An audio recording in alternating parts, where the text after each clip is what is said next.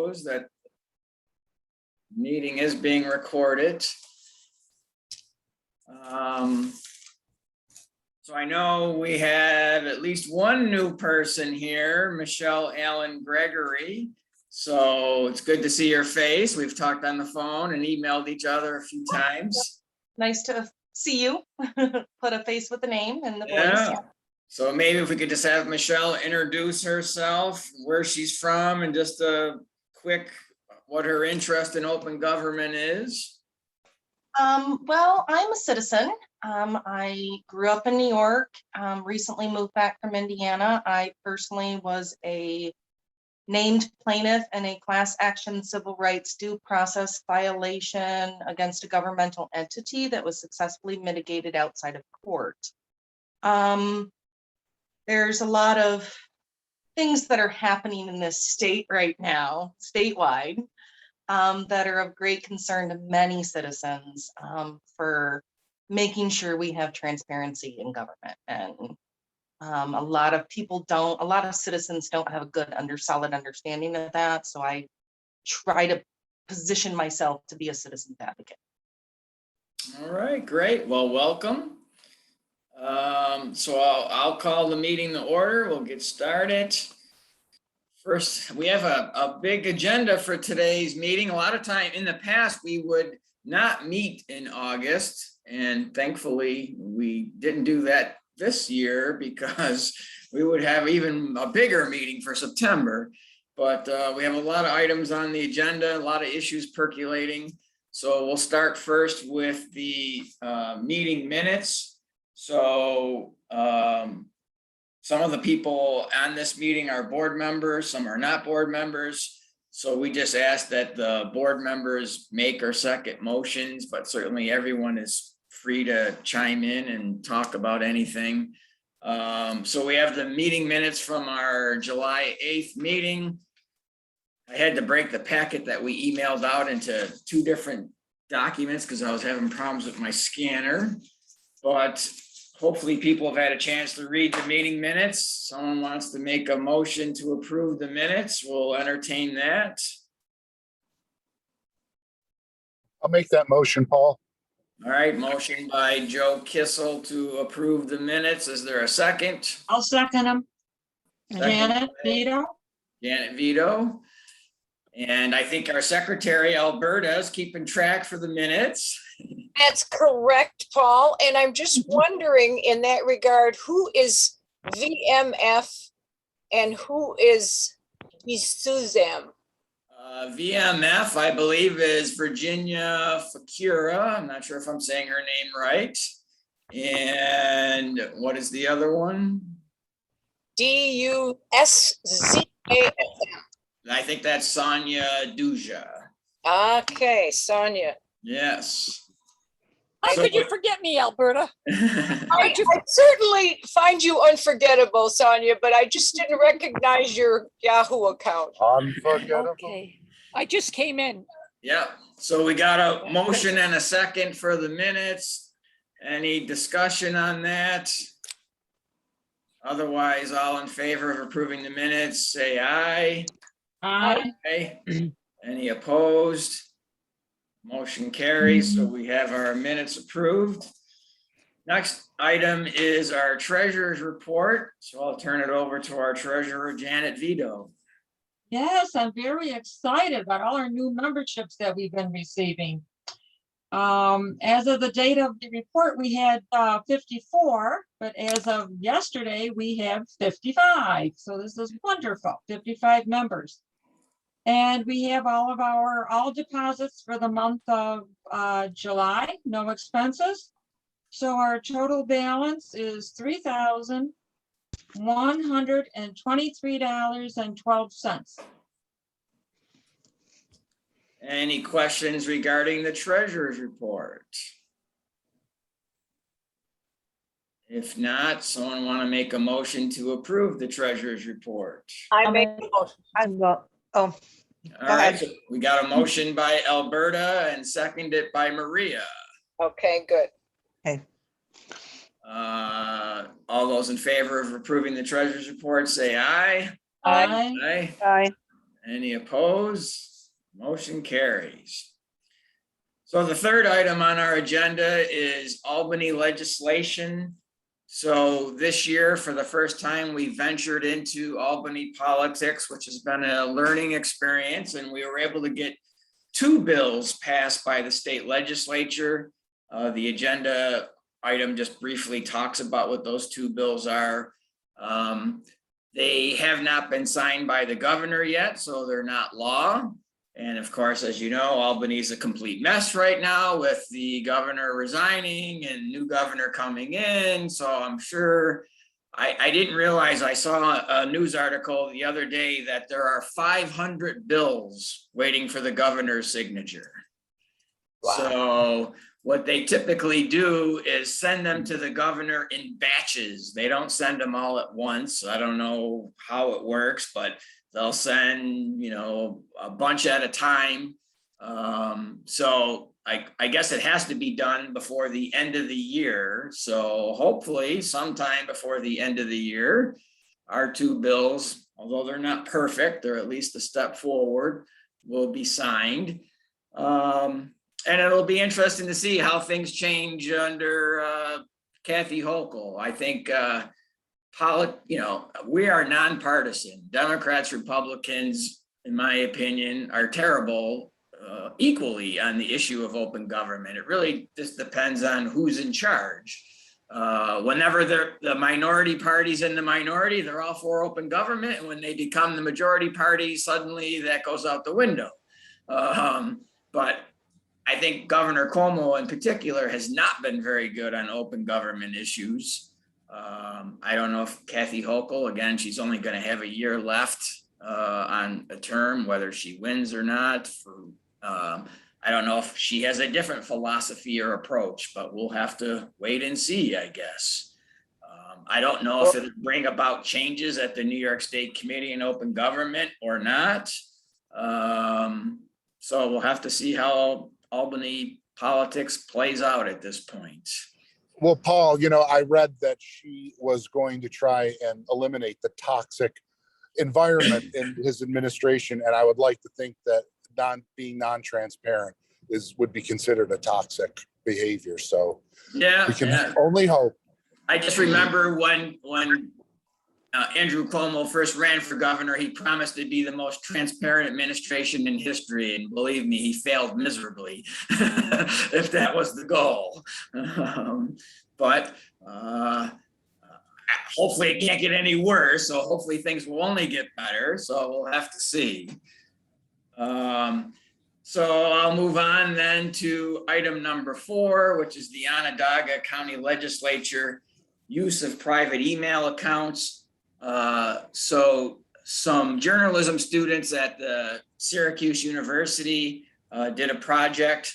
They interviewed me and some others as part of that project, where they filed a FOIL request seeking emails from county legislators in Syracuse. And what they discovered in part was that most of the county legislators were using private emails, which is certainly frowned upon, especially when you're a part-time elected official. You should be conducting business through a government email address. I mean, it's better for FOIL purposes. It's better for archiving and saving purposes. But the legislators in Onondaga, kind of unusual compared to the legislators in the surrounding counties, primarily used private emails. So we sent a letter to the chair of the Onondaga County Legislature saying this isn't a good practice, hope that you'll make changes. Did not get a response. I sent a follow-up letter just about 2 weeks ago. I still haven't gotten a response from the chairman of the legislature, but 2 or 3 legislators did contact me and say they're switching over to a government account. So, changes little by little. So at least a couple legislators are taking the initiative themselves to now change how they conduct business by email. The professor at Syracuse University who did that project, he and I have been communicating, and I hope to maybe work with him and the students on some future projects. He was also going to reach out to the chairman of the legislature. So we'll keep being a thorn in their side and see how that goes. And I know, Michelle, this was actually the professor from Syracuse forwarded an email to me that you had sent to them recently on this issue. So. Maybe I did. Yeah. And we talked about this might be a good report maybe for next year to take a look at other, county legislatures as to whether they conducting business through government emails or private emails. But just so people are clear, whether you send an email from your private computer or your cell phone or a government computer, it's still foilable. I have had government attorneys say to me, well, no, I don't have it. It's on their personal computers. So I don't have to give it to you. That's completely incorrect. It doesn't matter whose device it's on. If it's government business related, it's a government record and foilable. Now, there may be an exemption that applies as to why it doesn't have to be turned over, but just because it's on a private computer or private cell phone doesn't make any difference. Paul, a question. From the legislator's own point of view, wouldn't it almost benefit them to keep their private stuff private, to use, make sure they use the government email? Do they open themselves up for anything in terms of, like maybe certain other things, unrelated things coming to light because they used their, personal email for government work? If that's the case, it might actually be a way to convince them to do it. It's probably easier just for tracking purposes, because otherwise part of the argument is, well, I'm not going to sort through all their personal emails. Well, no, you don't have to, but they do. They have to do a search of their emails and pull up, anything that's relevant to the FOIL request. But private emails that aren't government related don't have to be turned over. But it's just better, keep your government business in one email address and your personal business in another email address. I think it's just cleaner and easier. One thing, Is there any current training for officials? Like, I know I personally have found different planning board and town board training. And from some of the information I've read about some of the current issues that are going on, people are claiming they don't even know they have that as an option. Is that something that could be included or that could be pressed to be included in those kind of training and educational materials for new members?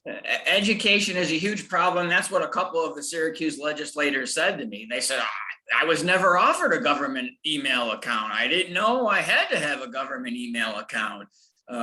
So training and education is a big part, of our problem here. Yes, Caitlin? Yeah, I just was speaking on behalf of my role as the Open Government Issues Committee Chair of Columbia County Democratic Committee to our town chairs. And we're doing a survey on open government and transparency.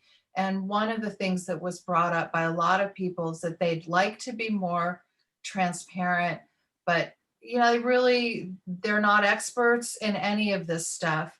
And there's been a request to us to say, well, okay, if we could develop a policy that we could all endorse, yay, but can please there be some sort of toolkit around, how to have an email address. Here's what a good compliant and open website might look like. And here's but basically some sort of, ready to go kit. And I think that's something that we will probably look at trying to finance. If we do get agreement by our Democratic committee that this is something that we want, I think the county is going to put some funds toward creating like a website in a box with all the open government, features that you might want, and then do some training on it as well.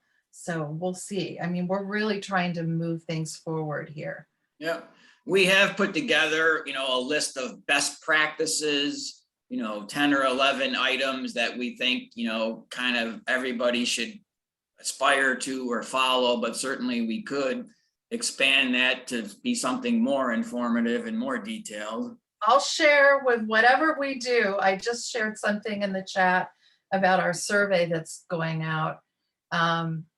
Whatever we do, I'll share, and I would love to, if you have that in the records of the best practices, if you could shoot that to me, I'd Sure, really appreciate it. no problem. Casey, Yeah, I don't know if you got my email from a couple days ago, but the Committee on Open Government is holding, and I'm not sure how long they've been doing it, video online training courses for both the FOIL and the open meetings. There was one on FOIL today, and I found it very good. I hadn't done one, I hadn't been to one in years, and I found it to be pretty decent and invoking a lot of information. The Wait, situation involving in regard to the emails, I had never thought about that, and I've been following the local government, the open meetings and FOIL laws for, since they started. It never occurred to me until, it just came up. So I think that opens for the governments a whole can of worms that they hadn't even thought about, yeah, which is going to be kind of interesting. Casey- Because I'm going to be pursuing it, with the county government in Allegheny County, which I'm having a real problem with. And also just started with the county seat, the village of Belmont. But in regard to the webinars, basically the PowerPoints that have been held in the past are on the Open Government website right now. If you go to, apparently they've switched over, or they're running, I haven't had time to check it because I was traveling today. They used to be under the Department of State, and now they have a new website, Open Government website. And if you scroll down to about the midpoint, you will find previous presentations in regard to FOIL and also open meetings. Now, she said today, in regard to the one presentation that she made, that there will be on the website probably in the next week a recording of what she did today. And there were questions. I don't know how long it lasted because I had to get on the road, but it was about an hour and 10 minutes when I left. And so this is going to be, I think, is an educational process. And what I do, I have a Facebook page which runs a lot of community information, and I'm going to be posting those sites, and I'm also going to try to initiate some type of group down here that will allow, that will come together in regard to the open meeting, in regard to open government. But I think that's good training, not only because there were government people there and there were private citizens there, best I could discern. I didn't recognize any of the names. So. Casey- the New York State Committee has upgraded their website recently, and they past few months now have been doing monthly seminars on FOIL and the open meetings law. So it is, hopefully they are posting those videos and recordings. They do a good job of putting that together. Sonia. I was going to ask Casey, that training that you heard with the FOIL, was that the New York Committee State on Open Committee. Government? Yeah, New York Yes, it Committee on was. Open Government. .gov. And if you go on Okay. their website, I don't know if they've got anything posted. I don't think they have anything posted for next month yet, but I think they may be alternating between, open meetings and FOIL each month. But I don't know because I just happened onto it probably maybe 3 weeks ago and I missed it. And then I signed up for this one. And as I say, I was traveling and so I only caught pieces of it, but there were some good, it appeared to be a good presentation. I'd heard, Bob Freeman's presentation, many times over the years. Of course, he's not there anymore, but Yeah. it was very similar to it and I thought it was pretty good.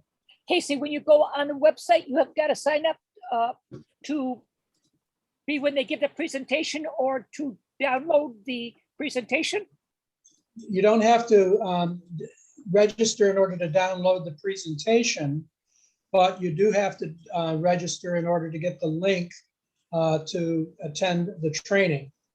And on the main page, it has a link to sign up for that. And they also provide a reminder. I got a reminder yesterday of it, which was good. But the trainings that are already there, you have to scroll down about halfway. And my initial look was that they didn't have the audio with the training. They just had the PowerPoints. But today she said that the one that she presented today, in another week or so, when they do post that, it will be the audio also. So, which is much better than just looking at a set of PowerPoints that sometimes don't make sense. So I just posted to the chat the link to the two past, I found where it was on the website, the two past training materials recordings on their site. Oh, great. And there's a link to the meeting recordings on a YouTube page that you can subscribe to. I don't see any posting yet of any further upcoming meetings. But I guess if we just kept looking, Sure. we could. All right, great. Thank you, Caitlin. Yeah, could Casey share his Facebook page that he has these links on? That It's Allegheny Hope, WNY for Western New York. And we run a type of news, a local newspaper. There are no local newspapers here that are daily anymore. They're out of county now. And so we have taken up some of that slack. I have a background in newspapers from the time I was in high school. So we've been doing that since the pandemic started. But I don't have any links in regard to this yet, but when I get new material and when I post them, I will be posting that information. And you're free to, of course, to share it or whatever you'd like to do, or copy it, or anything that you'd like to do. Yeah, I found a lot of information that I've heard a couple people ask for, and I know Mr. Wolf has helped direct me, so that's been greatly appreciated. Great. Susan, I had a question. Sure. The open meeting one, I agree with everybody. There's no future one because this one I couldn't attend. Did we say it was recorded and we can look at it or no? They record them all. Eventually they'll post them. So we'll be able to see. Okay. Yeah. Because I think it would be nice. I know we can't tell them what to do, but it would be nice if there was a sequential time, like, this one was held August 12th this morning. And if they would be like, the first Thursday, the second Wednesday or something, so that you could kind of, pre-plan your stuff, because you do have a life to lead. I think it's 'Cause probably, it seems like they're, whenever they do have open government, it's erratic times. It's not like, like we know second Thursday, we always tune into Mr. Wolf. I think All part right. of it may be that if Kristen, who's a deputy director, as I recall, is the one that does those, and it probably depends upon where she's at the time as to when she's able to do them. Yeah. So I'm not sure there's going to be a specific pattern. We could request it maybe, but I don't know that there will be. Well, All even right. if they had like, coming attractions, November or whatever, so that you could kind of like, gear yourself to be a little self-directed and look it up and, be there. Thanks. Sonia. I wanted to mention a few minutes back about the council people not knowing different things. I would like to see, and I would like to see people be aware, have some knowledge about what the meetings are about. If you want to run for office, a councilman, mayor, find out what their duties are. Find out about government, open government, common council meetings, how they work, why. As citizens, we ought to really know about our town boards, meetings, different committees. I think we've really moved away from that. People are working 2 jobs, what have you, or they're not interested in politics. And as citizens, I think we have a responsibility. You hear people complaining, but I find each year less and less people attending meetings. I'm hearing they don't know that they can do such and such. And as things evolve, I think it's imperative that we keep abreast and be informed, and those who are in office work with us, not like it's a private, secret kind of a entity happening. I would like to see, and I thought, while I'm listening to everyone, I think we ought to have it that in grammar school, you learn about town government, people participating, so that when they're older, they already have some the 101. And when you get thinking about becoming a council person, a mayor, a training is offered to you. Anyone who's interested in running for office, they first take these courses. So when they come on board, we've got people who, for sure, they were really interested in serving the public. That's what I'd like to see. I hear you. That was a really big problem out in Indiana, is you have to develop the legislation for that. So until Mandated. the legislation filters down, because you have federal and state people that are trained, but then you have these local officials that aren't required. So more people have to require that legislation. Yep. And like you said, people are just not engaged.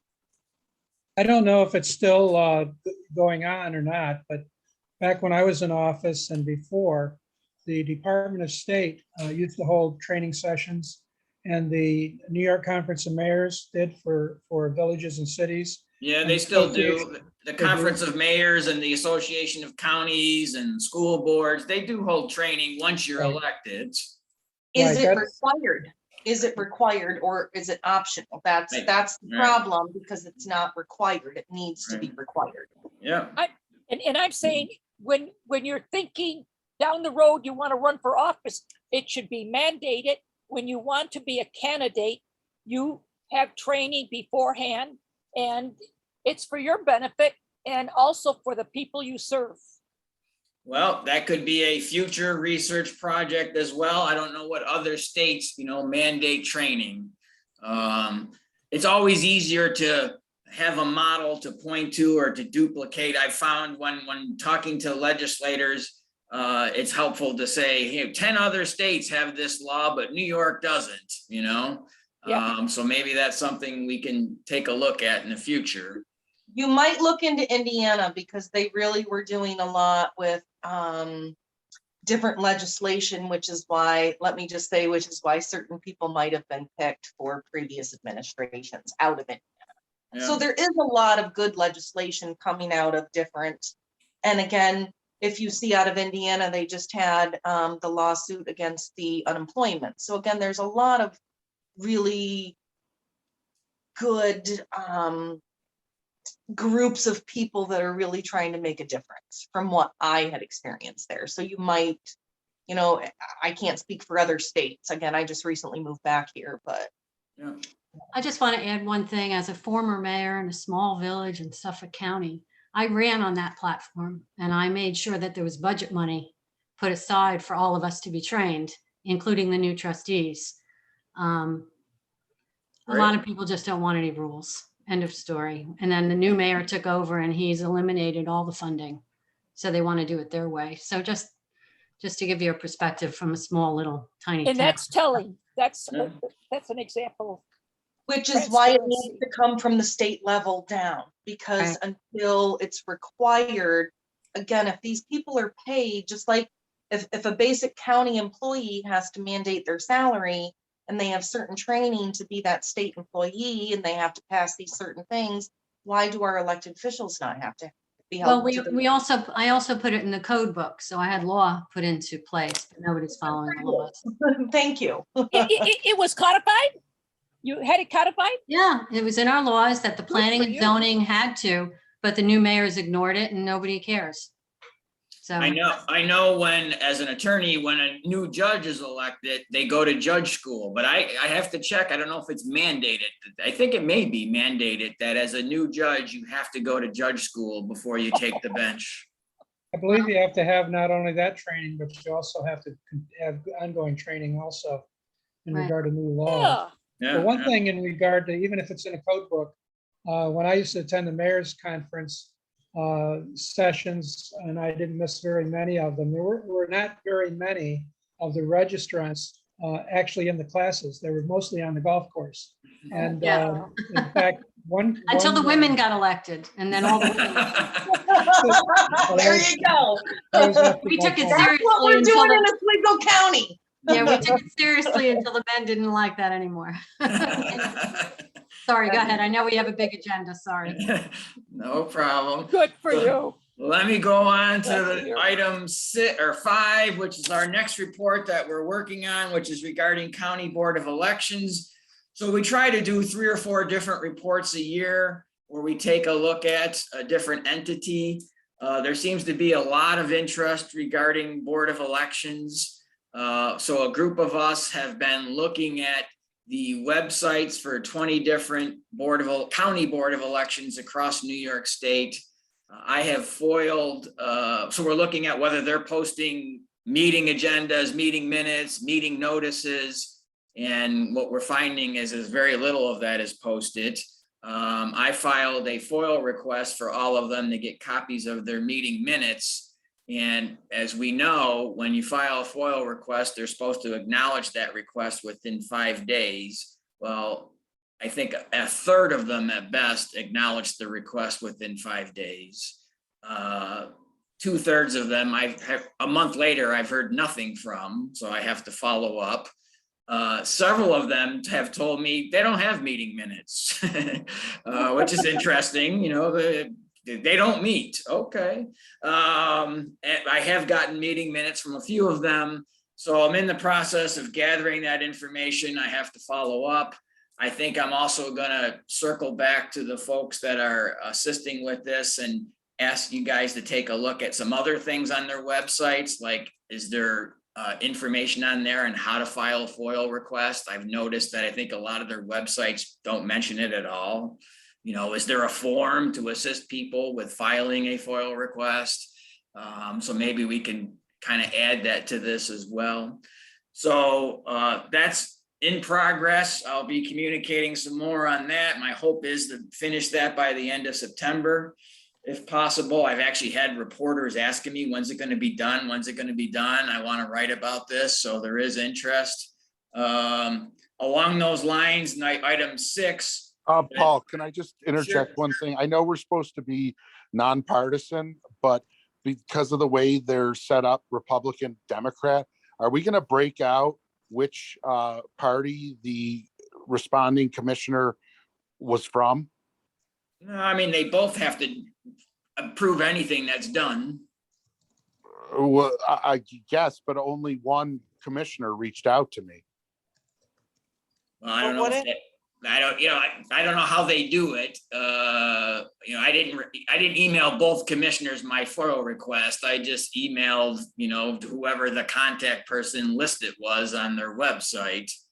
Okay, I was just wondering if that was a factor in any of this, like if there we No, saw more I think- responsiveness from, say, one side than the other. No, I think they're both at fault. Okay, just Paul, wondering. The Do you think, one, do you the think it one- would be, sorry, I'm sorry, go ahead. I was just gonna say, the one comment that I would make, because I'm working closely on some other stuff with our Columbia County BOE, is they are slammed trying to deal with all of the changes and trying to get people and to train people. And so it may be in some cases the delayed response. I mean, our people are like on overtime and stuff. And then they're now facing requests from all the candidates who are wanting lists and data as they start to gear up their campaigns. Yeah. So, you know, that might be a role in why probably not entirely, Yeah. but do contemplate that, is that they're under a lot of stress right now. Yeah. I mean, Maria? I respect that opinion, and I'm thinking that's the case, but when are they never busy? You know, as Paul said, we all had, like I had Erie County. I haven't heard anything from them. I sent them. They you know, did, well, at least to my FOIL request, I got a response from Erie County just the other day. Oh, you did? Okay, Right. because They told get me, my email went to spam somehow and they found it several weeks later, but okay. well, I even thought about, you know, printing out my email and sending it US mail just to say, hey, you know, because like you said, they never even responded. And Erie County is a pretty big area. Yeah, And there has to be somebody that checks the mail. And with all due respect, I understand that this is busy, but you know what? So are we. You know, they may be almost as busy as I am this week. So, yeah, you know, I guess know- I don't see it as an excuse, but I do respect what you're saying. sure. Paul, you know, just what you said about the spam, because I've actually gotten that excuse lately too. And why does a government email even have a spam folder? That shouldn't, it doesn't seem like that should be a thing that should be acceptable. Yeah, I never thought of that. So that's maybe a another pretty- question. It's a maybe pretty another point. freaking convenient excuse.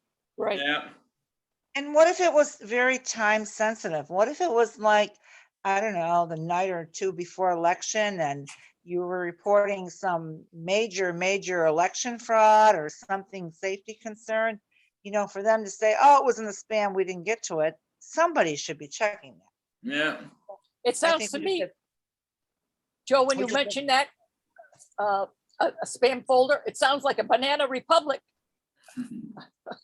So Well, I or they're using some kind of like free software solution that shouldn't include that option, because Yep. when it comes to a government account, every email matters and no AI should be deciding what goes into what folder or what folder you're checking. You know what I mean? Yeah, Yeah, Caitlin, just a couple of comments on just some general tech stuff, because that's my background. Is one thing, just be aware that right now in the last month or two, because of some changes at the federal level and pressure on ISPs and the amount of phishing and scam emails that have gone out, a lot of the people that are doing your relay, your internet service providers, are more aggressively labeling things as spam. And that's not something that your town is going to be able to control. I have found it myself.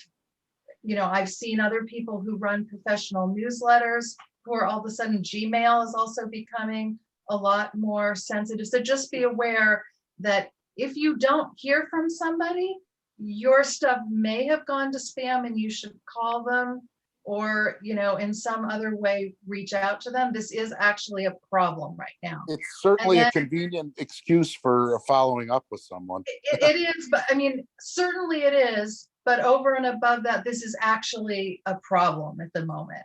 And then secondarily, I would say that most of these places can't afford to, you know, the state has not provided them with any fancy email system, so they probably can't control it. But yes, they should obviously have somebody checking all the emails all the time. But, you know, just as a matter of course, if you have anything urgent, you know, pick up the phone or go in. Michelle, Understood. My life partner is a first responder and he has a designated phone contract for first responders. Could there be some sort of legislation for these governmental type emails to have different type of filters on them? Because we have extensive amount of grant money that is specifically designated for broadband expansions. So that might be something that could be looked at. okay. Let me move on to number 6, which is related to the Board of Elections. So the New York State Senate Election Committee, I thought they were going to hold hearings in the fall, soliciting ideas on how to reform Board of Elections, but they got it out quickly in August, just this past week or two, not a lot of advance notice. And they didn't hold a hearing in Buffalo. I don't know why. They did Rochester, Syracuse, New York City, I live in the Buffalo area, so I signed up to speak at the Rochester hearing, and I thought it was being done virtual, and I just assumed. You have to first request to testify, and they would let you know whether you were going to be allowed to speak or not, because they said they couldn't accommodate everyone. But they told me the day before that, okay, you can speak. Well, I wasn't planning to do a 3-hour round trip drive and an hour or two there on 24 hours notice. I just assumed I could do it virtually, but found out that no, you had to appear in person. So I wasn't able to present my testimony, but I did send it in writing, just 3 suggestions for reforming Board of Elections, and I shared a copy of that with everybody by email. So I won't go through that, but election reform is a hot issue. So our report that will come out hopefully at the end of September will be timely.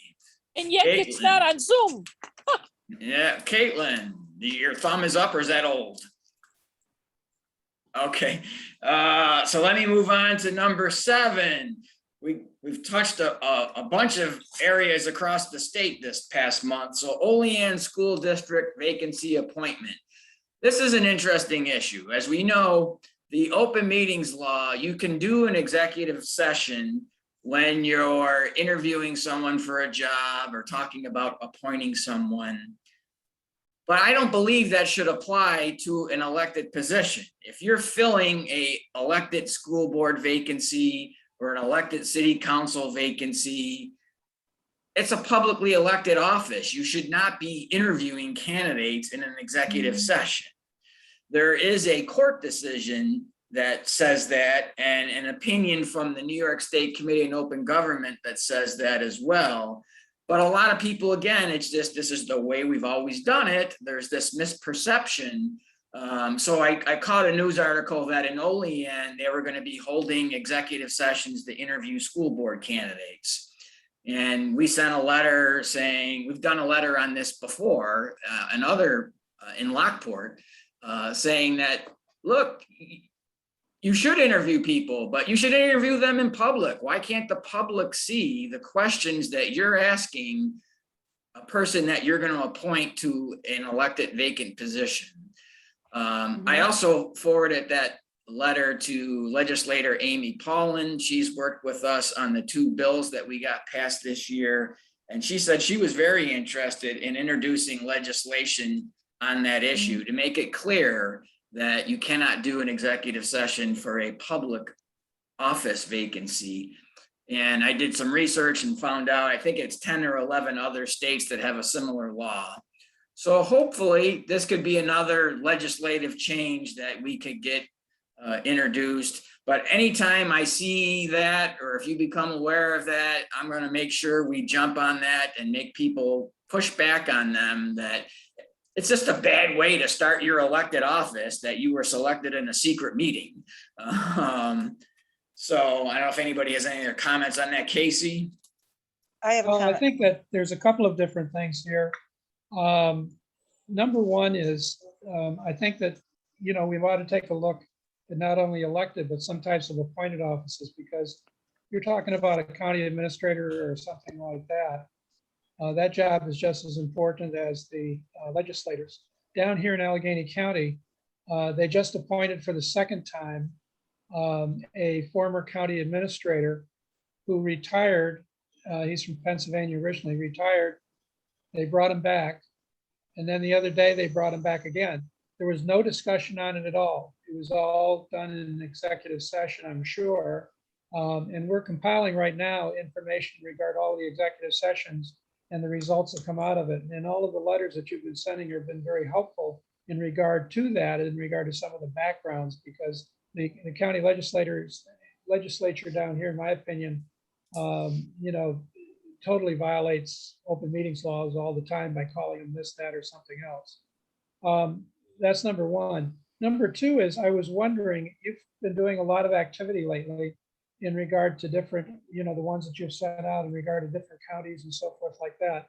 I was wondering if there's a criteria in which the coalition gets involved, and how to determine how best to use our resources, because I've been involved in doing some of these things before, and I know that probably it's taking you between anywhere from a couple hours to as much as a whole day, trying to pull, particularly when you went back and forth, I think it was in Cattaraugus County the other day.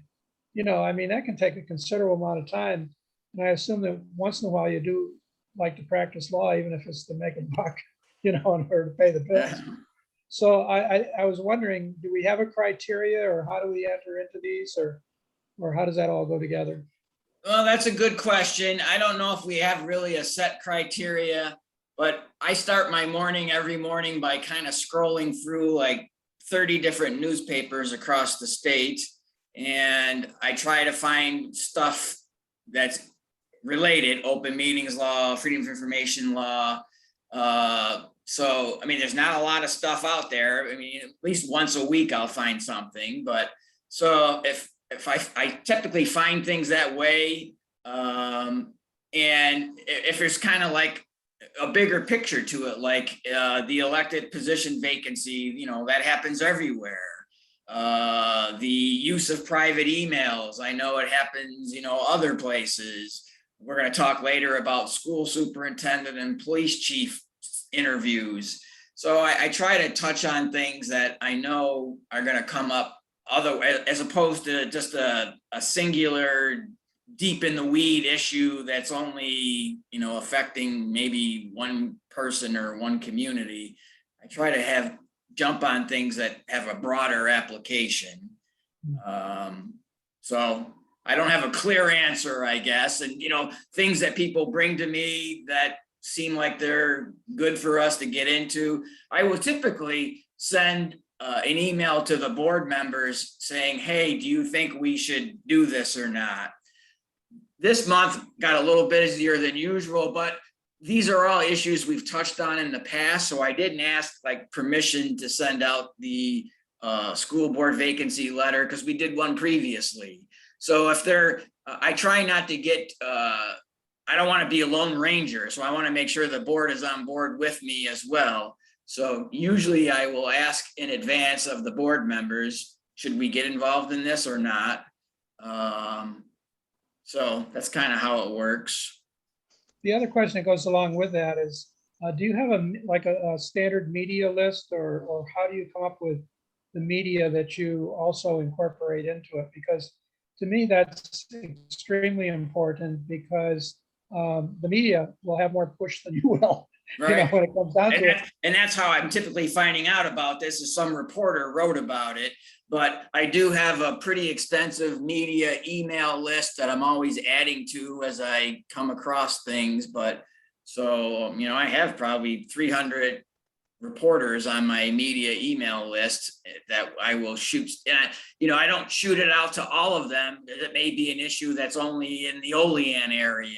I pick and choose who I'm sending it out to.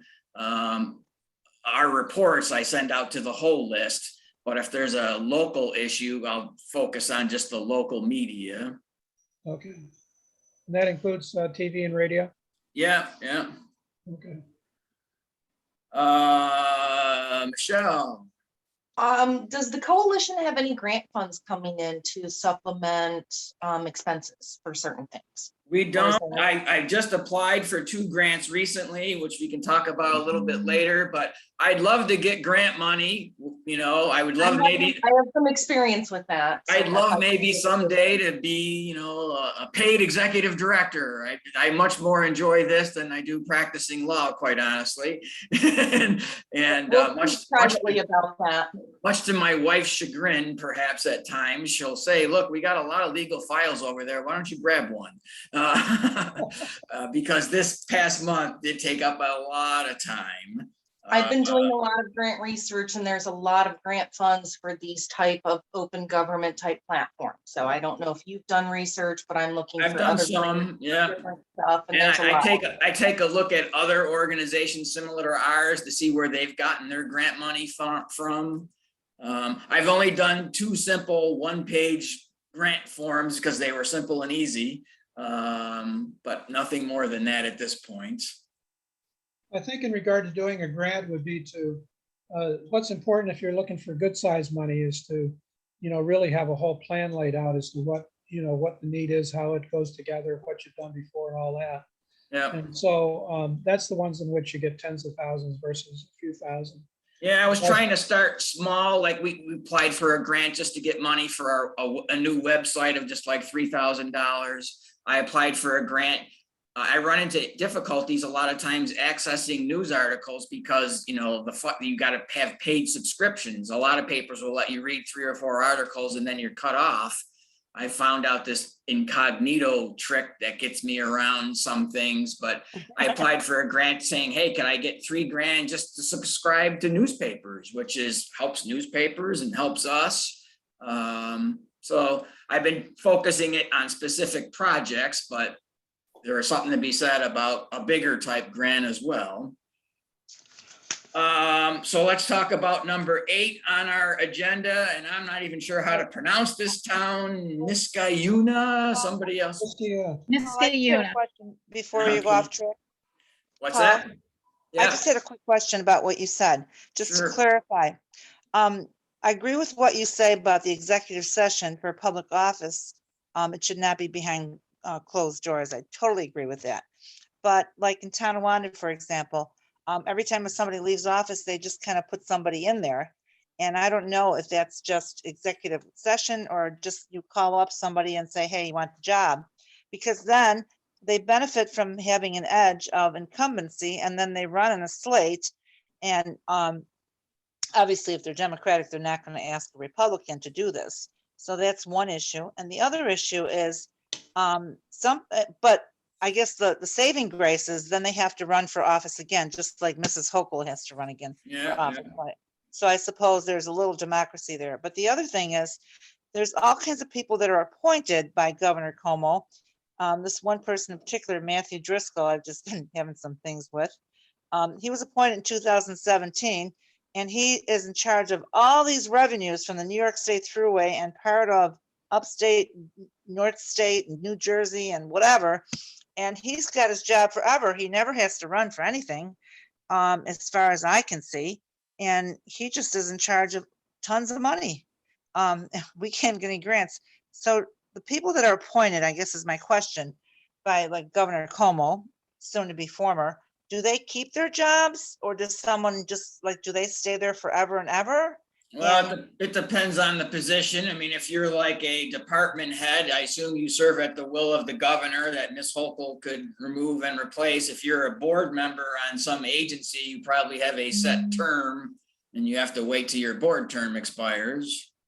But if you're the executive director of the New York State Thruway Authority, for every single toll and every dime, you can be on that job forever, even though Governor Well, Cuomo you won't. serve at the pleasure of the board. I mean, the governor will have a lot of influence over who the board selects, but it would be up to the board with the governor's pressure to make a change or not. So that old board might still be there, even though the governor's gone. Right? Okay. For a while thanks. anyways. Okay, Yeah. thank you. I guess I just feel like people are slipping into these jobs left and right and just circumventing. And I think open government is so important. And I really applaud you for all your energy and effort, and nudging them in the right direction that, hey, this should be open so people can look at these things, and it should not be secret. Yeah. So I applaud. Thank you so much. Sonia. I just want to chime in, Maria. I just read a recent article, town of Tonawanda, and it sounds like you've got a very strong in place, the Old Boys Network. And also, I did want to mention, what was it? Lost my train of thought.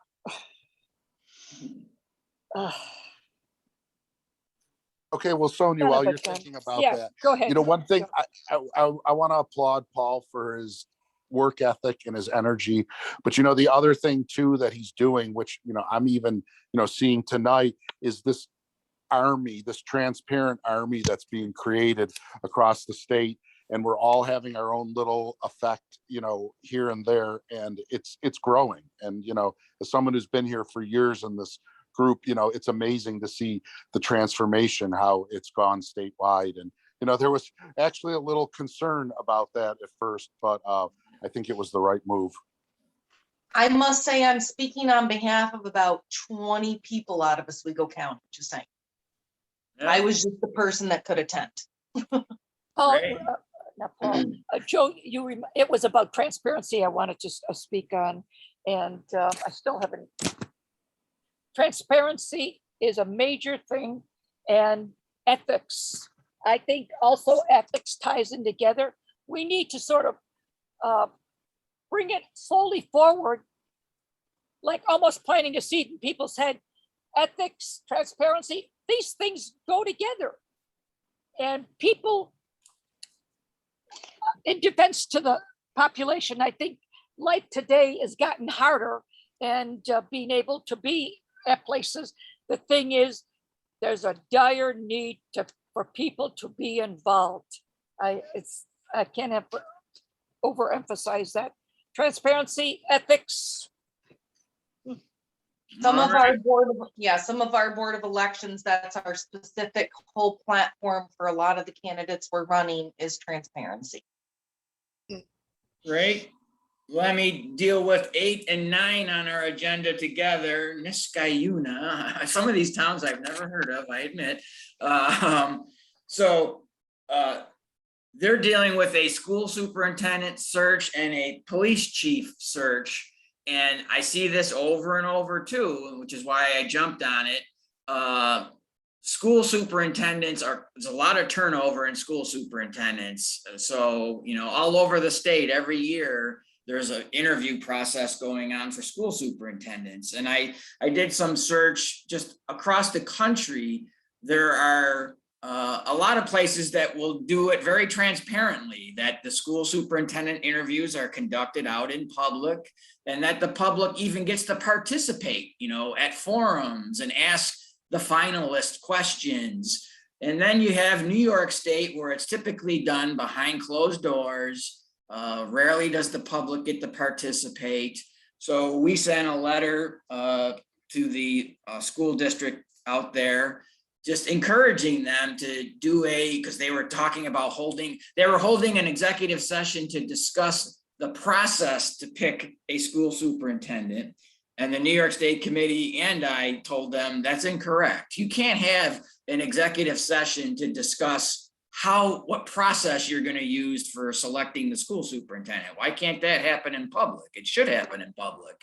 You can interview candidates in private, but even then, just because you can interview candidates in private doesn't mean you have to. It doesn't mean you should. Why can't it be done in public? There are places that do it.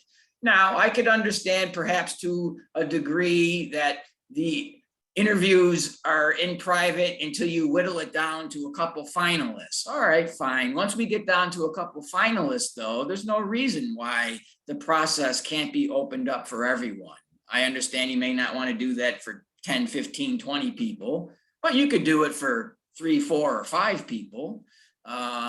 So that's the point we made in a letter to them. And I think this is something I would like to focus on in the future too, as far as helping people with best practices. I'd like to maybe identify places either in New York or around the country that have done a very transparent process. And maybe we can help people by saying, look, here's some examples of how other places have done this. You can do this too in an open and transparent way. And same thing with the police chief interviews. Probably 2 of the most important jobs in every community is the school superintendent and the police chief. Why can't we do a more transparent process when selecting those positions? So that's the point we made in those 2 letters. And I think we got to go beyond that. And maybe that could be a future project where together we can maybe create some type of guidebook or examples to show people. Because like you say, it's great to tell people to be transparent, but tell me how to do it. Show me how it's been done somewhere else. Casey. Yeah, I think that's a good idea, is to see if we can find some other examples. One of the pushbacks I think you're probably going to find is that some of the people that apply for these positions, it isn't known by where they're working that they're looking for a job. And so that can make it very difficult for them if they're not chosen for the new position. So, you know, that would be probably the biggest concern that particularly not necessarily the board members might have, but the people that they're interviewing. Yeah, although I see frequently the finalist names are public, but there's still not a public process to it, you know, but Right. that is the big concern is, well, we're not gonna get candidates because no candidate wants to be identified in public when they have a current job. Well, you know, I guess we want to set a new standard where it comes with the territory, I suppose, but Michelle, did you have your hand up or no? Yes, I appreciate what Caitlin just said. Yes, there are grants specifically for planning materials to address what she just texted in the group. But that's one thing that we're specifically addressing in Oswego County is how you appoint not only elected officials, but appointed officials, that it's being done behind closed doors. And I know many, many citizens that want to, again, once you get it down to 3, 4, 5 candidates, the citizen should know, again, let me just use the example here of a planning board. So if we're appointing someone to a planning board, then that person should have some sort of experience. So we would consider someone who has experience in writing site plans versus someone who is a mechanic or something else. But when these people who are in exactly what you just said, they're in elected positions by appointment by default, then they're reappointing their buddies, and you have a very systemic problem of good old boy system, not only in the state, but nationwide. It's a huge, huge problem. You know, and if you're selecting a school superintendent and a police chief, don't you want to see how they conduct themselves when answering questions in a public forum? I think that'd be an important part of something you want to evaluate. How well does this person respond to angry questions, difficult questions, you know, just questions from you're going to have to do that as part of your job. And shouldn't you want to see that in action? I think that would be wonderful.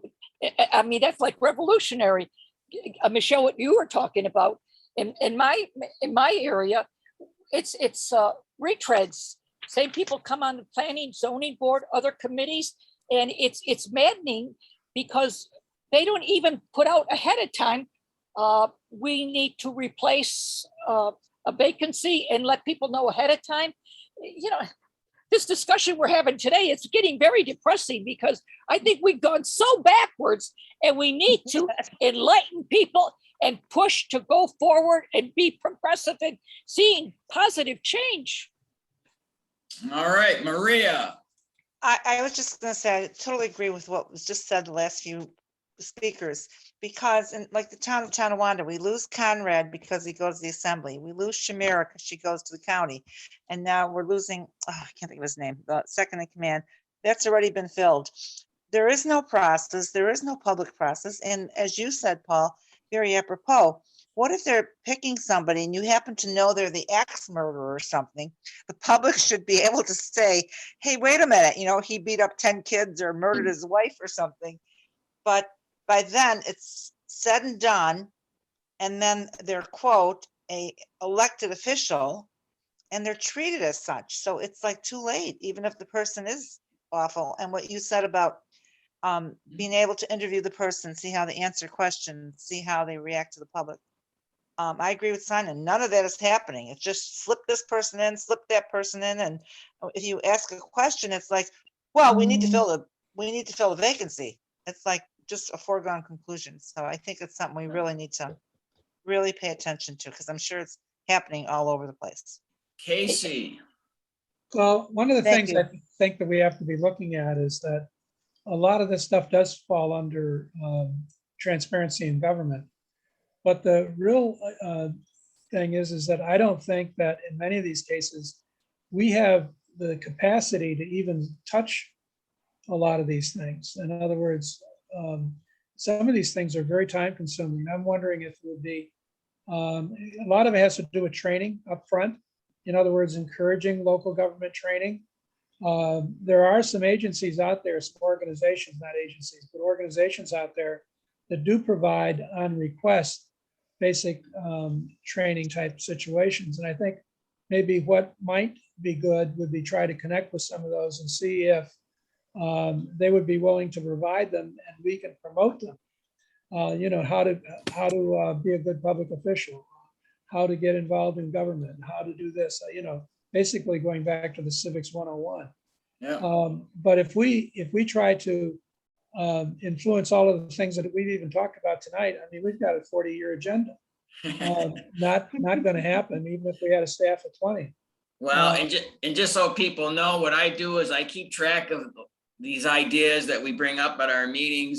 And every December or January, we kind of plan, I'll have a list of, all right, these are potential projects. What are 3 or 4 that we can do this coming year? So as we get closer to December, January, we can have that discussion. We can't do all of these, as you mentioned, but you know, there's a few that we can tackle.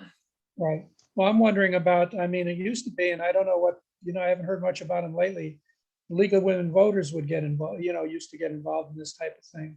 Yeah, I include them in a lot of the emails I do, and I find that they're just not very active for the most part. I don't know. They seem to have declined quite a bit. Cooperative Extension actually had and that's through Cornell Ag and Science local governments program, used to have a training program, you know, for that purpose too. And I think that there may be some other ones, and I'm sure that there's some other ones around. Yeah. If you start checking, but I think that we need maybe some alliances with some other groups where we support them in certain areas and they support what we're doing. Because again, I just think there's so much that could be on the plate that the plate falls and breaks. We've also kind of like the Committee on Open Government. We've done our own training sessions in the past where we've had up to almost 100 people appear. We've done our own open meeting law and FOIL training, kind of just with our own little spin and focus on it. We focus on some things that the committee may not. I've thought about doing a training session on, you know, we have the 10 or 11 best practices that we put together, and why not turn that into a PowerPoint type training session where, you know, we can go over that with elected officials or people interested in being an elected official. Michelle. Yes, was it Casey that just mentioned the Cornell Cooperative Extension? We have a contact out here in Oswego County who, if she isn't the current Cornell Cooperative Extension Director, she was, and I believe for the county. So that might be something I might be able to provide a contact for that, because that's something that we've discussed out here already. Well, every county, at least those that I'm familiar with, I don't know about the metros, but almost every county has a director of cooperative extension, and they work under, depending upon how it works, under Cornell Cooperative Extension at Ithaca. And then in addition to that, the Ag and Sciences, who I used to work with, has been involved, used to have, I don't know again if they still do, a local governments program. And in fact, I used to give presentations in regard to building capacity in economic development in the southern tier in the Appalachian region. And so, you know, they used to do some of these pieces. I think maybe, you know, trying to find out who's doing it, and then try to activate, you know, maybe some coalitions or some you know, partnerships, and just trying to create the spread that, as I say, I don't see, based on what we're doing now, going to be able to tackle these things and do it coherently. All right, well, let me move on to number 10, which is the Clarence School Board public comment. So Janet Vito forwarded an article she saw in the Clarence Bee, and it was an interesting discussion where apparently some bodies, as we know, New York law does not mandate that you have to hear from the public at a meeting, which is something we'd like to change in the future. Other states do mandate that. And some places don't let you speak. The Buffalo Common Council, you cannot speak at their council meeting, which is kind of amazing to me. Most places will let you speak for, 3 minutes. just one. Some places we'll have 2 public comment sessions, one on agenda items and one at the end of the meeting on non-agenda items. So apparently in Clarence, they had 2 sessions typically, and a school board member pointed out that they moved to 1 public comment session and was questioning that.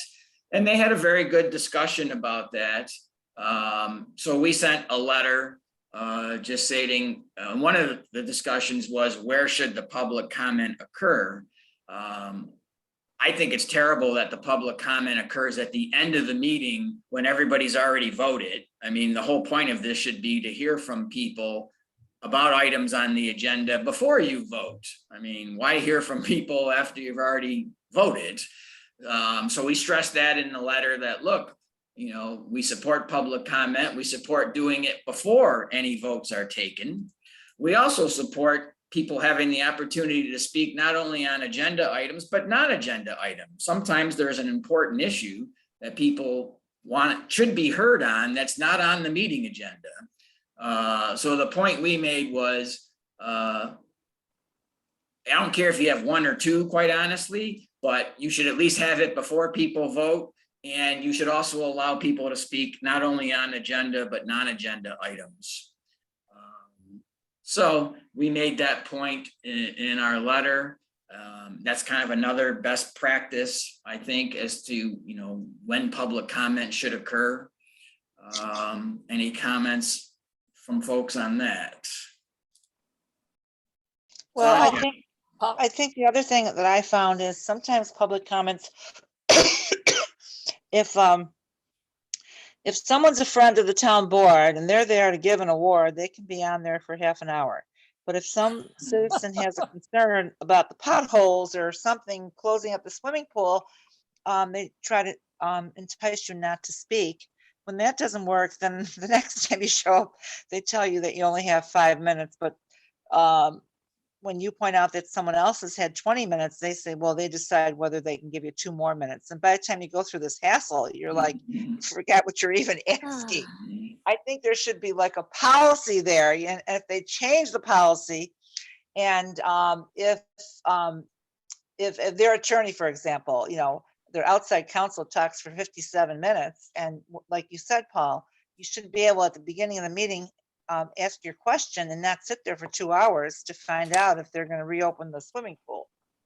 Because it makes a lot of people leave. And when you leave, you like, people give up and say, you know, I got to get home. It's almost 9 o'clock at night, you know, that kind of thing. So, So The one thing I do want to say though, is that people who come to a meeting should be, you know, in their head, I need to be succinct and to the point. yeah, You know, some people no some one- people are really bad about making their point, which, you know. You can say anything in 3 to 5 minutes. Yeah. Sonia. There is a Okay. responsibility, I think, to be succinct, but I'm not saying, you know, limit anything. I'm just, Yeah. you know, that there is I another agree side with of the coin to that. I agree with you, Joe. All I'm saying is, if I want to speak for, say, 6 minutes, but, you know, several people have spoken now for 35 minutes and an hour, you know, by that time you forget what you're even asking, you know? I think there should be a little rhyme and reason, a little fairness. you know? No, I absolutely agree. It's as long as, and as Paul has said, I think in the past, as long, or maybe it was Sonia, you know, as long as you're speaking coherently and not repeating yourself, the board really shouldn't be shutting you down anyway. Right. Hey, Joe, Thank you. you, in NT, you have to repeat because they dismiss. So you have to repeat, as I've been for decades now. I.e., an example, code enforcement, but it's slowly has moved forward a couple years ago. Paul, what you were talking about before, it's like you never heard the expression, we the people, for the people, by the people. When you're an elected official, you do not go in to become a millionaire or to find power. You go to serve. And it's maddening that the officials, I see so many, and even state agencies right up the ladder, it's as if they are doing us a favor This is the United States of America. It's a republic. It's to be a democracy. And what we want to have is already been written. And it's like we've got to fight to have information given to us and not be corrupt in the way you handle things. It's maddening. And it's people are aware of this, but you know what? They have felt beaten up for decades, and they hear from prior citizens, you can't fight City Hall. Well, I'm here to tell you, you can, but you've got to speak up. You've got to be persistent. And even if you're dealing with people who are bought and paid for, you still have to bring it forward. And yes, it goes on and on, but you've got to do what you've got to do. And, you know, I'm just reminded, I see between Democrats and Republicans in Washington, it's like, hey, Democrats are saying there's a good chance we're going to lose the election for next year. Come together, fight for this. I want to see them at the top say to state, county, local. It was enacted, we the people, for the people, by the people. Stop your being opposing what is good for the people. Work for the people, not serve your own self and your party. All right, Casey, you got a tough act. You got a tough act to follow now. Yeah, I know. I can appreciate the situation involving people being allowed to speak and not. It happened to me last week at a planning meeting, on-site visit in regard to a change in the, a change in a special permit. And none of the public was allowed to speak, except that they kept calling on specific people. But I had filed a Freedom of Information Law request the week before, and they didn't want me talking about anything that had to do with legalities of the situation. So I can appreciate that. I also appreciate it because, I ran as a mayor under an open door label, not Republicans or Democrats, because I'm an independent. And so that's been my focus for a long time. I think that there's a couple of different things here. Number one is that I agree. I've been in Pennsylvania. In fact, I'm here right now, but in Pennsylvania, they have a situation where you can speak any agenda item at the beginning of the meeting, and you can speak at the end in regard to anything. And you're allowed, it depends upon where you're at again. And sometimes they allow somebody to speak 10 and sometimes, but the rule is 3 a lot of times. So the other thing is that if they bring up something new during the meeting, that you also have to have an opportunity to address that issue too. It's not that whatever's on the agenda at the beginning, and if something gets slid in along the way, that you don't get a chance to talk about it. So that is important. And the second piece about it is that I think it should be based upon subjects. I've gone to county down here in Pennsylvania. I've gone to county budget hearings, and they want to give you 3 minutes on a $25 million, $250 million budget. There's no way that you can even cover. I mean, they've spent months and months going through these things. So you can't even make good points in regard to some of the problems that there are in regard to these issues. So I think it should be in regard to an issue versus 3 minutes for something that's that major.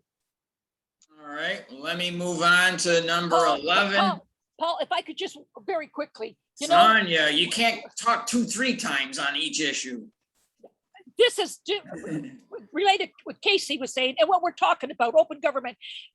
When I hear about the governor, I mean, we have our own putting things together, but when you hear it's a toxic environment, hey, let's have this looked at, and supposedly it's going to be looked at, but we need to speak out. We want government held accountable. All right, number 11, Seneca County Executive Session. This was an interesting one, again, that I became aware through a news article. And what was interesting about this is it's so rare that someone questions, well, why do we need an executive session? So at this meeting in Seneca County, a motion was made for an executive session, and a legislator raised his hand and said, can I ask why? Why do we need this executive session? And the responses were pretty amazing because people had never been asked before. And one legislator said, I don't really know. And then other people, someone said, well, because we've always done it this way, which is, the favorite. And then there was like 5, 6 different reasons given as to why they should be holding an executive session. And it was regarding litigation with the Indian tribe there. They had lost a Supreme Court case. So they said, well, litigation. And the legislator made the point, but there is no litigation. We lost. The litigation is over. So why can't we talk about this in public? And that was, they had a half-hour discussion, which never would have occurred but for this legislator pushing back. So we wrote a letter. In part, I wanted to at least congratulate this legislator for questioning it, because it's so rare that someone questions, why do we need an executive session? And, so we pointed out in their letter, again, just because you can have one doesn't mean you have to or you should. And, you can talk about litigation in public. Most times when people discuss litigation, they're just getting an update as to where the case is. There's no reason why that can't be in public. The only time litigation is supposed to be discussed behind closed doors is if you're discussing strategy. And quite honestly, that should be left to the attorneys and not to the elected officials who, don't know anything about legal strategy for the most part. So we made that point with our letter. I think the legislator was appreciative that we gave him a little pat on the back for at least questioning it. So let me move on to number 12. Chautauqua County, we're all over the place with counties this month. Chautauqua County verbatim minutes. Now in Chautauqua County, again, for years, I guess, they did verbatim minutes, which we've talked about before, how minutes a lot of times are really lacking. They're just kind of a short summary. A lot is missed in a lot of minutes. But in Chautauqua County, for years, they've been doing verbatim minutes, where word for word, so-and-so said this, so-and-so said that. And a resolution was filed, which the newspaper caught wind of, to eliminate doing verbatim minutes. That instead of verbatim minutes, they were going to post a video of the meeting and do summary minutes. So we chimed in with a letter saying, well, why can't we do both? Why can't you post the meeting video and still do verbatim minutes? Again, I find reading minutes much easier than scrolling through a 2 or 3 hour meeting to find out, what happened or what you're interested in. So we got into a lot of back and forth with the county legislature chairman. I think our effort was successful in that they modified their resolution. They were seeking to eliminate verbatim minutes for full county legislature meetings and the committee meetings. They kind of did a compromise, I guess. They eliminate it for the committee meetings. It's up to the committee chair. If he wants to do verbatim minutes, he or she, they can, but they don't have to. But the legislature will continue to do verbatim minutes for their full meeting. So I think us intervening there saved it a little bit, or I think it would have been completely eliminated, but they got some pressure due to our letter and backed off on it a bit. But that could be an interesting future project as well. I think a lot of places don't do verbatim minutes, but the technology exists now, especially if you're video recording your meeting. You just simply press a button and it will print a transcript. So I don't know why this is so hard.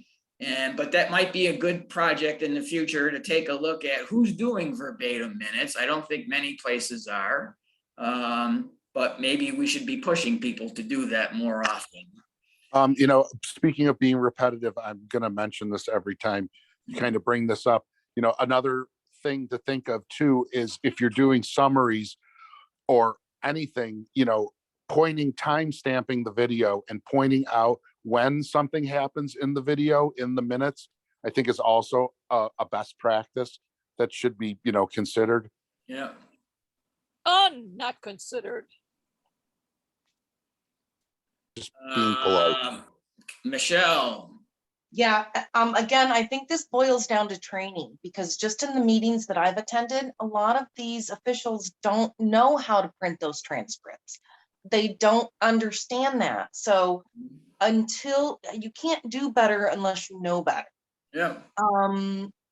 And from what I'm hearing consistently throughout this, I just want to put this out there that from what I'm understanding and reading some of your minutes, that you canceled some September meeting to put out some January agenda. And what I'm hearing is that you're considering what projects to take on. I think finding out what grants are available for future projects to potentially put in next month's minute meetings might be of importance, because a lot of grant applications for 2022 end in the end of September to October. So that's something to consider.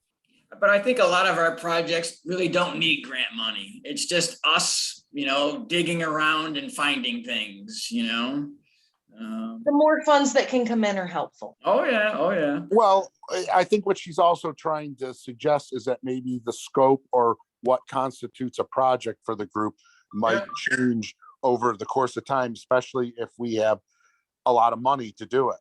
Sure. Casey. Now I forgot what I was going to say. What were we talking about? Verbatim meeting Everything. minutes. Oh, yeah, verbatim meeting minutes.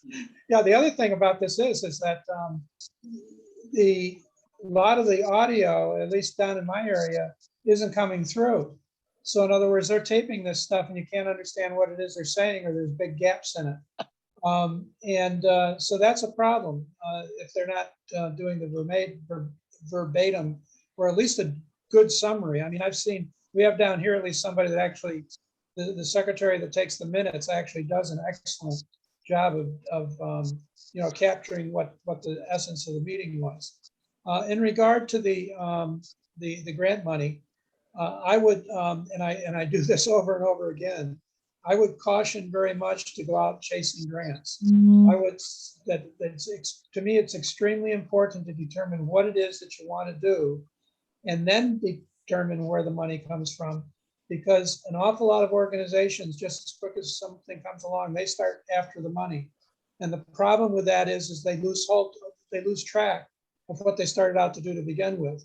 Yeah. And so the good stuff that they needed to do never gets taken care of because they're so. I have an organization that has like $17,000 or $18,000 that they keep accumulating money, and they can't figure out what to do with it. They literally have meetings, to argue about, how do we get rid of this? We keep raising money, but how do we get rid of it? Yeah. And not a good position to be in. So I would caution against that.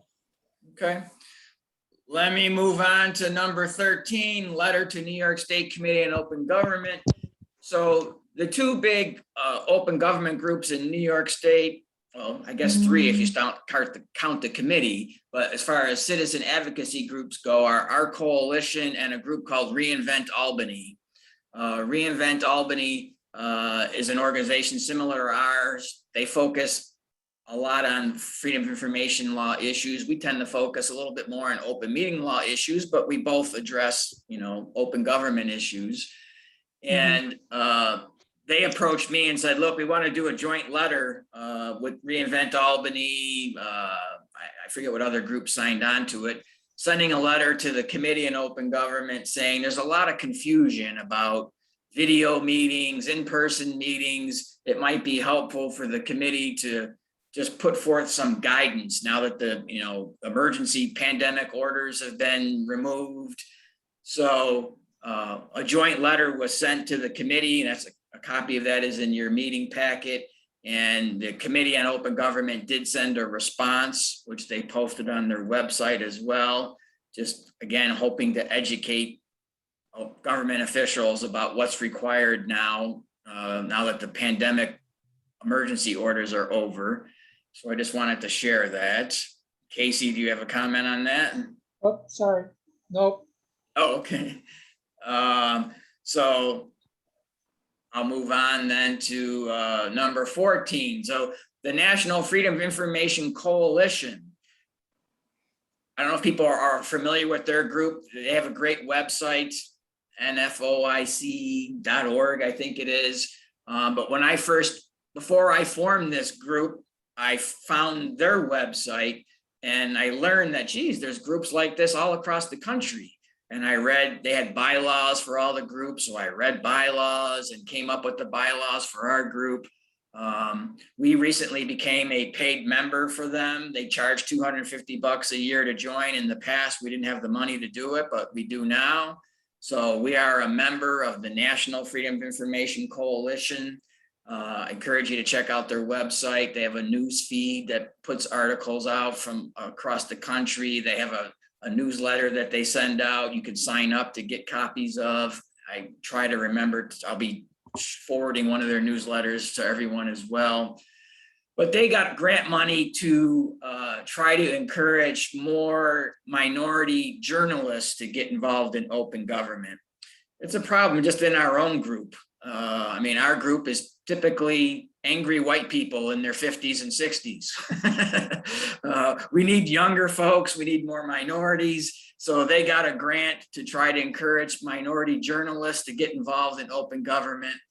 And part of that grant is reaching out to groups like us to be mentors to them. So they sent me an email. They said, look, we have 6 people from New York. Between you and Reinvent Albany, will you take 3 mentors each? I said, sure, I'm happy to mentor, and all that's involved is you got to do an hour meeting with each one of them by video, just try to bring them up to speed on open government stuff, answer their questions, and kind of be a resource for them. And we will pay you $100 for each hour interview that can go towards your organization. I thought, oh, great, this is $300 for our group. All right, I'll do it. And then they came back to me and they said, look, Reinvent Albany doesn't want to do it. Will you do all 6? I said, all right, now $600 for our group. So I have done 4 of these this week, in addition to all this other stuff, 4 hour-long interviews with 4 different people. And so that's been interesting, made some good connections. These are journalists, reporters. I think they will maybe become a part of our group and maybe work together on some future projects. So I just wanted to let you know that that's a project that's going on, which will bring some money our way. And that'll take me to number 15. The National Freedom of Information Coalition does a yearly summit. This year, they're doing it all online at the end of September, from September 28th to September 30th. I included in your packet. You can go to the website, and it's also got some of the programs. There have been 2 other panel discussions added to it since I sent this out. So it's $25. I encourage people, who want to participate in the summit to do so. I plan on, checking some of it out as well. So that's coming up at the end of September. Any questions on any of that? It's all virtual, correct? I Yeah, think it's the way. yeah. The $25 covers any and all courses you would want to take throughout the weekend. I believe so, yeah. And kind of like a CE type thing, you get to pick which ones you participate Yeah. in. Okay. Yeah. Oh, I do have a question. Sure. I did go on that site for that seminar, and I noticed that there was like 2 different sessions, like for general attendance, and then there was a secondary one for like coalition attendance. Right. I was going to ask them, I think anybody who's a board member of ours is considered a member of theirs. But I was going to confirm that with them. Okay. So that'll take us to number 16, our Niagara County FOIL lawsuit. So some of you may know, last year we filed a lawsuit against Niagara County after they denied a FOIL request of ours. And I was very confident that we could win a lawsuit. I said, you know what? We've talked about filing lawsuits. This one is an easy win. And we did file a lawsuit with the assistance of the University of Buffalo Law School. They have a transparency clinic there, which is great. And a professor and the students worked on our lawsuit and we won. The Niagara County was forced to turn over documents that we asked for. And then there was a second part of that where the UB Law School asked for attorney fees. Although we didn't pay attorney fees, nonetheless, they should be compensated for the work that they did. And the law says if you win in a lawsuit, that the losing side can be asked to pay your attorney fees. So we filed the request for attorney fees. And I'm disappointed to find out that the court denied the request for attorney fees, which it just drives me. Attorney fees are frequently denied, and it just drives me crazy. Our attorney said, you know what, I'd like to file appeal. I said, go right ahead, I'm with you. So UB is filing an appeal. He said, because I think the judge's reasoning is just incorrect. So an appeal is being filed. Hopefully the appellate division will agree that the county should pay the attorney fees. What division is that going to? There's only one appeal court, right? It goes to the appellate division. It could then go to the Court of Appeals, but the first step is to the appellate division, fourth department.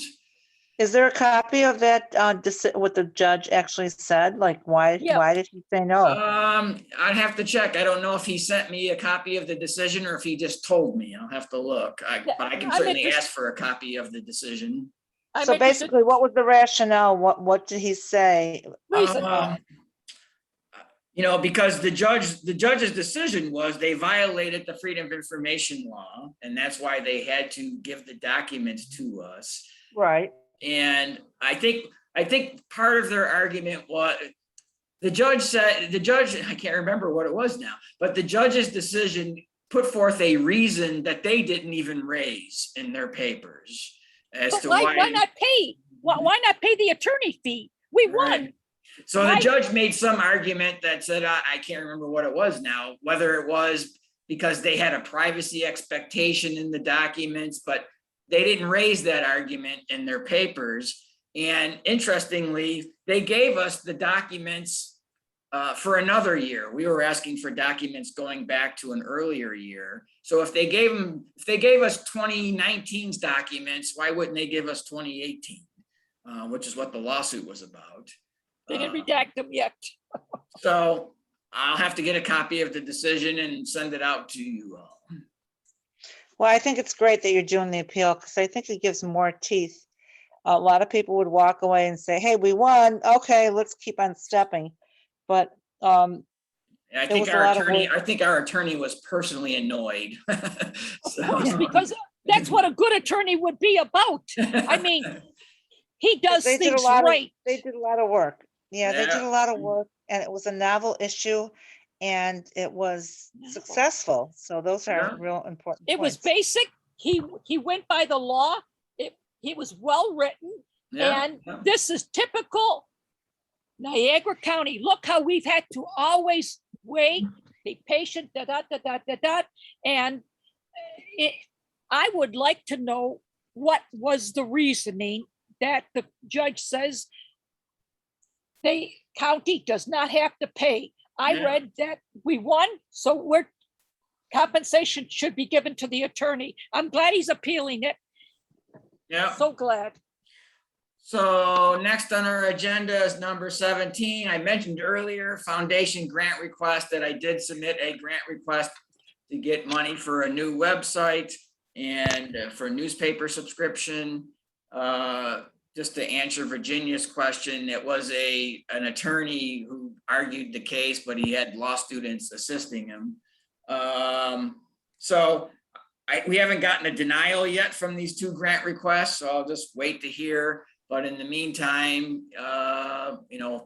hopefully we'll get a couple $100 from this mentor stuff that we're doing, which will put more money that we can have available for. I'd like to get a new website next year, so we'll see. Next takes us to new business. Does anybody have something not on the agenda that they want to bring up? Paul, Yeah. It's not new business, but can we just go back to the mentor of the journalists? Are they from different areas? How many are they? What schools are they in? No, they're 6 adults who've all are working as journalists. So far, the three I've talked to are in Queens, New York. Actually, one just became our most recent member. So it's our first member from Queens, New York. And I'm talking to one tomorrow from Brooklyn. I think they're all six are from the New York City area, working for different media outlets, writing. They're interested in being more involved in freedom of information law issues. Anything else under new business? Yep. Caitlin. Yeah, I posted at the very beginning of the chat a survey that I'm doing in Columbia County for all the Democratic town chairs, and about what some basic practices around meeting and community engagement are, and what they're doing, what they did during the pandemic and what they're doing afterwards. It's a pretty short survey. You're welcome to, I shared the link to it. You're perfectly welcome to fill it out on what you know about your town. I'd be interested. You're also welcome to, use it, copy and paste it and use it for something else. It'll be going out tomorrow to all of the Democratic town chairs. Our goal is to create, as I said, a policy that we endorse and that we ask all our endorsed electeds in the party to stand up for, and we plan on using it as a campaign platform, and then also work to see what kind of tools we can provide the towns, to make it easier for them. So that's there in the chat. I can email out to people too if people find it easier to access it that way. Please, if you could, that'd be great. Sure. Anyone else under new business? Yeah, I'm gonna throw, Go ahead. I'm Yes. gonna throw it out, and I know it's quick and it sounds like I haven't thought this through. But my thought is, because I hear at the federal level, the politics, on the local level, I would like to see the two heads, Schumer and McConnell, get a request. We as citizens in our state and hopefully the country, we would like to see mandated that from federal down to local, that it's mandated that people are allowed to speak and not treated as if they're the slaves to the elected officials. I'm saying that very broadly. You might be laughing. Okay, I see you laughing. The thing is, we've got to start. If they really care about our having a democracy, and we the people, they would progress in terms of we being served, not that we have to serve our elected officials. Yeah, that's something to think about. No, it's something we got to do through state legislation, which we have mentioned to legislator Paulin. Thanks, Paul. Yeah. Anything else under new business? So this is probably the longest meeting we have. Usually we try to keep it an hour and a half. We're almost at 2 hours, and we usually have a guest speaker, but I knew once I saw this agenda, I said, I'm not going to add a guest speaker this month. So maybe next month when we have maybe we'll have a shorter agenda. We oftentimes bring in someone just to talk for 15, 20 minutes that's, working on an interesting open government issue or project. Well, Paul, it's your fault because you've energized us with all this passion about open government that it gets us boiling. And we've had good speakers too. Yeah. I just want to say there's an awful lot of stuff that you covered, everybody covered. If there's any help you need, reach out. Yeah, and it's been helpful. People have been helping us with our Board of Election project. And we'll do the same thing in the future, try to get other people to pitch in on things. And what I'd like to do when we talk about projects, maybe in December, January, I'm going to be leaning more on people to pitch in. So we're going to maybe identify, everyone here has some different skills and experiences that can contribute in different ways. And I am a bit of a control freak and that I do like to do things myself, but I'm just getting to the point where I can't do it all myself. So Just don't burn out. 'Cause we need, don't burn out. So our next meeting is the second Thursday in September, will be September 9th at 6:30. So we'll plan to meet then. Oh, yeah, that's something else. Virginia just put it up in the chat. I think something we've talked about maybe at the last meeting is sharing everyone's email so we can all communicate, which I have been doing on our Board of Election project, but everyone who's on this meeting, I assume is okay with having their email shared. If you're not, you can let me know now or let me know privately. I don't want to put you on the spot, but I think everyone here is okay with that. But we have, 55 members, and again, I suppose I should ask. I assume most people are okay with me sharing their email, but I suppose I should send an email to all of them asking that. Okay with me. Yeah. It's fine with me. The only thing is sometimes we get into a lot of discussions and I fear some people are like, good God, I can't handle all these emails. But I suppose that'll be their choice,